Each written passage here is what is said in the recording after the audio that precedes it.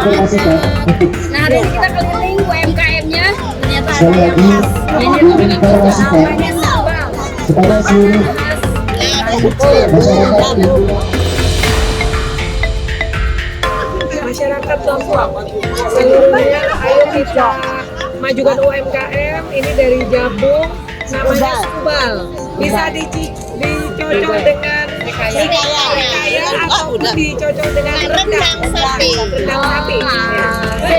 Ayo beli, borong. UMKM-nya. Borong.